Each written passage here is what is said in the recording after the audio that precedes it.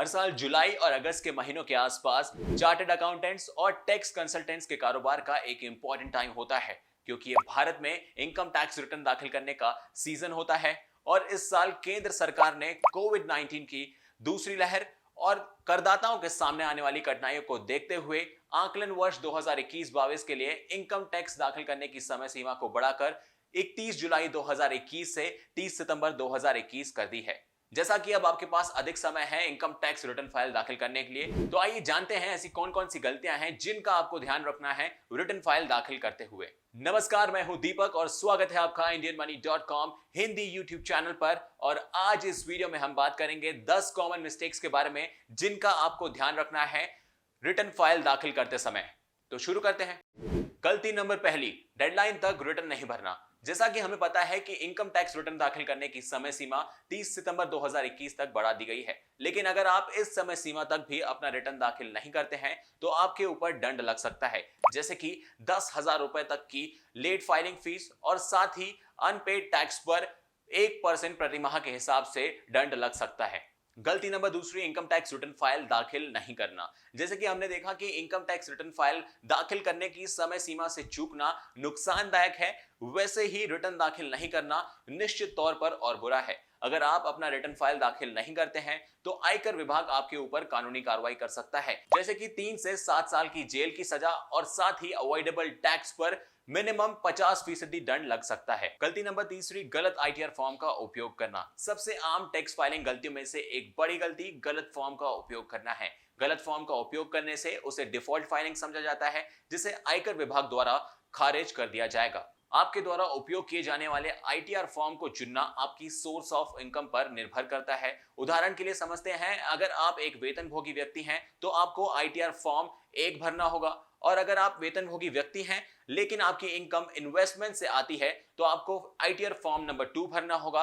और यदि आप एक सेल्फ एम्प्लॉयड हैं और किसी बिजनेस से इनकम जनरेट करते हैं तो आपको आईटीआर फॉर्म नंबर 3 भरना होता है। गलती नंबर चौथी, गलत व्यक्तिगत जानकारी प्रदान करना। कुछ मामलों में ऐसा देखा गया है कि आयकर रिटर्न दाखिल करते समय कुछ लोगों से गलती होती है, वो कुछ महत्वपूर्ण जो आईडी डिटेल्स होते हैं वो गलत प्रदान कर देते हैं, जैसे कि pan card, ID proof, email address, जन्म तिथि या फिर बैंक डिटेल्स। ऐसी छोटी छोटी गलतियां आपके लिए बड़ी परेशानियां खड़ी कर सकती हैं। गलती नंबर 5वीं, गलत आकलन वर्ष चुनना। कई मामलों में देखा गया है कि करदाताओं को आकलन वर्ष और वित्तीय वर्ष को समझने में गलती होती है। वित्तीय वर्ष उसे कहा जाता है जिस दौरान इनकम जनरेट की जाती है, वहीं आकलन वर्ष उसे कहा जाता है जिस दौरान आप इनकम टैक्स रिटर्न फाइल दाखिल करते हैं। इससे अगर हम आसान भाषा में समझें तो आकलन वर्ष हमेशा फाइनेंशियल ईयर यानी कि वित्तीय वर्ष से आगे चलता है।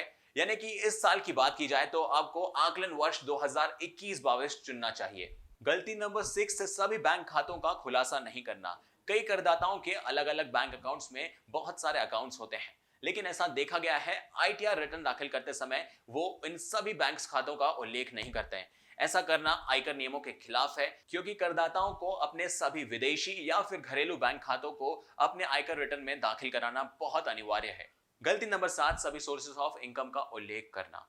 आयकर रिटर्न दाखिल करते समय यह सुनिश्चित करें कि आपने सभी सोर्सेज ऑफ इनकम का उल्लेख किया है। भले ही आप एक सैलरीड एम्प्लॉय हो, लेकिन हो सकता है कि आप डिफरेंट सोर्सेज से इनकम जनरेट कर रहे हो, जैसे कि रेंट फ्रॉम रेसिडेंशियल या फिर commercial property, interest from fixed deposits, हो सकता है डिविडेंड आपको मिल रहा हो इक्विटी शेयर से या फिर कैपिटल गेन्स। इन सभी सोर्सेज ऑफ इनकम का, उनके डिफरेंट सोर्सेज का उल्लेख करना इस आयकर रिटर्न में जरूरी है। गलती नंबर 8वीं, कैपिटल गेन और लॉस का खुलासा नहीं करना। कई टैक्स फाइलर्स विशेष रूप से आईटीआर फाइल करते समय कैपिटल गेन्स और लॉस का खुलासा नहीं करते हैं। ऐसी गलती आपके लिए गंभीर परिणाम ला सकती है, जैसे कि टैक्स ऑडिट। मौजूदा कर नियमों के तहत सभी करदाताओं को अपने कैपिटल गेन्स या फिर लॉस का खुलासा करना अनिवार्य है, क्योंकि पहले कैपिटल गेन्स को पकड़ना अधिकारियों के लिए थोड़ा सा मुश्किल हुआ करता था, लेकिन बढ़ती टेक्नोलॉजी और सिस्टम के ये पकड़ना अब आसान हो चुका है। गलती नंबर 9, अपने बैंक अकाउंट को प्री वैलिडेट नहीं करना। इनकम टैक्स रिटर्न फाइल दाखिल करते समय ये सुनिश्चित करें कि आपने अपना बैंक अकाउंट प्री वैलिडेट किया है। ऐसा इसलिए जरूरी हो जाता है अगर आप टैक्स रिटर्न का एक्सपेक्टेशन करते हैं या फिर हकदार हैं, तो उसके लिए आपको प्री वैलिडेट अकाउंट होना बहुत जरूरी हो जाता है। अगर आपसे ये गलती हो जाती है, और ऐसी छोटी गलती आपको भारी पड़ सकती है, क्योंकि अगर आपका अकाउंट प्री वैलिडेट नहीं होगा तो आयकर विभाग आपके रिफंड को क्रेडिट नहीं कर पाएगा। गलती नंबर 10वीं, बचत खाते से ब्याज आय छोड़ना। कई करदाता अपने आईटीआर में बचत खाते से मिला ब्याज को शामिल करना भूल जाते हैं या फिर छोड़ देते हैं। ऐसा आपको जानकारी नहीं होने से होता है, लेकिन वास्तव में अगर आपका इंटरेस्ट एक साल में 10,000 रुपए से ऊपर है तो 10,000 के ऊपर का जो अमाउंट है उस पर आपको इंटरेस्ट देना पड़ता है। तो ये थे वो 10 कॉमन मिस्टेक्स जिनका आपको आईटीआर फाइल करते समय ध्यान रखना है। तो आज के इस वीडियो में बस इतना ही। अगर आपको ये वीडियो और इंफॉर्मेशन पसंद आया हो तो प्लीज इसे लाइक करिए, कमेंट करिए, शेयर करिए और हमारे चैनल को सब्सक्राइब करिए। चलिए मिलते हैं अगले वीडियो में। अगर आपको फाइनेंस, बिजनेस, एग्रीकल्चर या फिर लाइफस्टाइल के बारे में कुछ सीखना है तो आप जल्दी से जाइए हमारे फाइनेंशियल फ्रीडम ऐप को डाउनलोड करिए। वहां पर आपको इन सब से रिलेटेड कोर्सेज मिल जाएंगे। धन्यवाद।